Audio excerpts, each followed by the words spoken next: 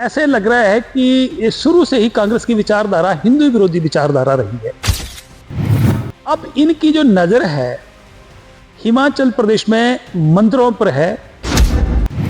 Congress party जो है वो ऐसे काम कर रही है कि जैसे मोहम्मद गजनवी आए थे और मंदिरों को लूटने का काम उन्होंने किया था। हिंदुस्तान के मंदिरों को लूट के ले गए थे। हाई कमान है कांग्रेस पार्टी की, उसमें जो एक अपनी हाई कमान को हिमाचल प्रदेश एक एटीएम के तौर पर जो काम कर रहा है। अब मुझे लग रहा है कि एटीएम जो है उसका जो रुख है वो सीधा सीधा उसकी सरकार की और वो गिद्ध की नज़र जो है मंदिरों पे चली गई है और एटीएम के रूप में मंदिरों का इस्तेमाल करना चाहते हैं। वो भावनाओं के खिलाफ जो है। अब सरकार ने नोटिफिकेशन करी है, मुख्यमंत्री तो मुकरने में 1 मिनट नहीं लगाते हैं, उनका भाव नहीं है, उन्होंने ऐसा किया नहीं। जिन्होंने मुख्यमंत्री की ओथ लेने के बाद दिल्ली में जाके बयान दिया था कि मैं हिमाचल प्रदेश में 97% हिंदू विचारधारा को हरा के आया हूं। पहले तो मुख्यमंत्री और उप मुख्यमंत्री दोनों सलाह कर लिया करें कि सरकार में करना क्या है।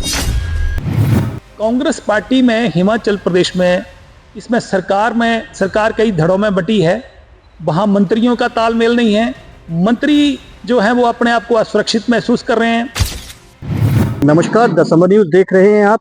हिमाचल प्रदेश में मंदिरों को जो संपत्ति है उसको प्रदेश सरकार के द्वारा एक नोटिफिकेशन जारी करके मांगने की बात की जा रही है। इसी को लेकर लगातार देश भर में इसके खिलाफ और इसके बारे में प्रतिक्रियाएं चल रही हैं।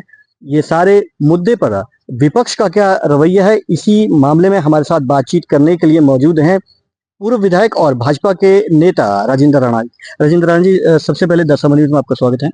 आपका बहुत बहुत धन्यवाद। सर, सबसे पहले जानना चाहेंगे क्योंकि ये बहुत बड़ा मुद्दा लगातार बनता जा रहा है, जो ये नोटिफिकेशन जो है डीसीज को दी गई है, खासकर कि मंदिरों का जो मनी है उसको जो है वो स्वेच्छा से जो है वो प्रदेश सरकार को दिया जाए। किस तरीके से लेते हैं, क्योंकि पहली बार इस तरीके का मुद्दा देखने को मिल रहा है।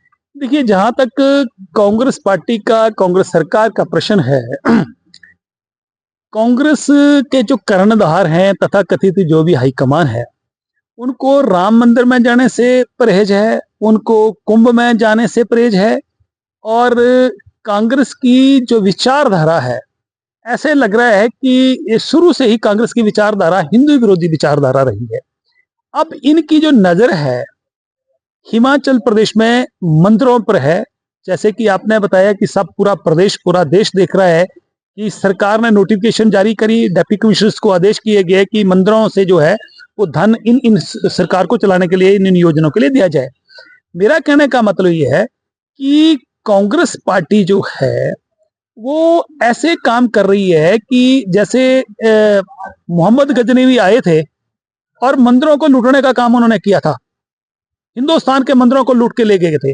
अब कांग्रेस पार्टी हिमाचल प्रदेश में उन पद चिन्हों पर चलना शुरू कर दिया है कि मंदिरों में लोग आते हैं, पूरे देश के दुनिया के श्रद्धालु हिमाचल प्रदेश में आते हैं। उनकी भावना क्या होती है, वो किस भावना से चढ़ावा चढ़ाते हैं ताकि वहां मंदिरों का जीर्णोद्धार हो, मंदिरों की जो है वो और सुंदर बनाया जा सके, वो पैसा मंदिरों के ऊपर लगाया जा सके।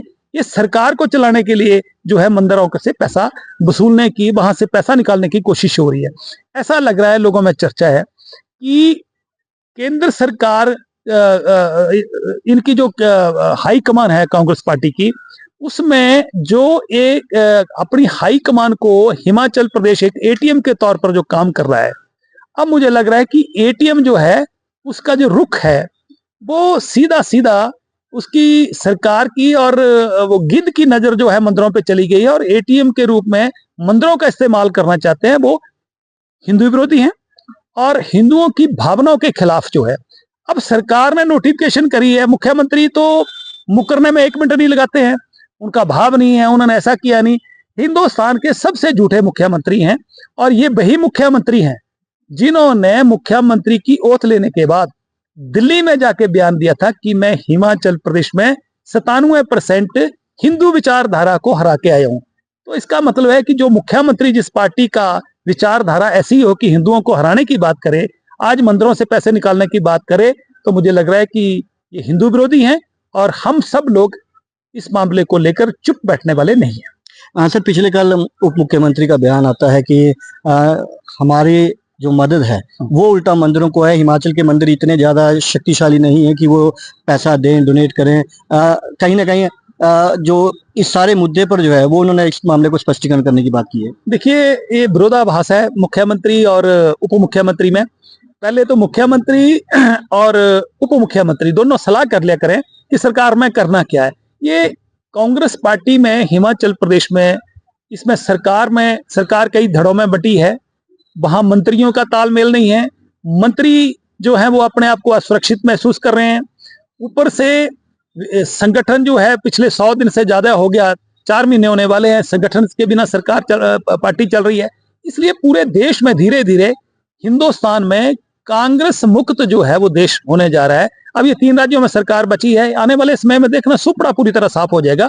क्योंकि हिंदुस्तान में रहकर हिंदुओं के विरोध में बात करना, मुझे लग रहा है हम सभी धर्मों का सम्मान करते हैं, तो हम हिंदू हैं तो हम अपनी हिंदू विचारधारा का सम्मान करते हैं, और हिंदू विचारधारा के खिलाफ जो बात करेगा उसको हम बर्दाश्त नहीं करेंगे। तो ये थे हमारे साथ भाजपा नेता राजेंद्र राणा, जिनका कहना था कि कांग्रेस की जो सरकार है वो अब अपने हाईकमान के लिए एटीएम का रुख अपना रही है और उसका खजाना जो है वो अब मंदिरों के जरिए होने जा रहा है, जिसका भारतीय जनता पार्टी हर जगह विरोध करेगी और इस चीज को कभी भी हिमाचल में लागू नहीं होने देगी। हमीरपुर से द समय न्यूज के लिए अरविंदर सिंह।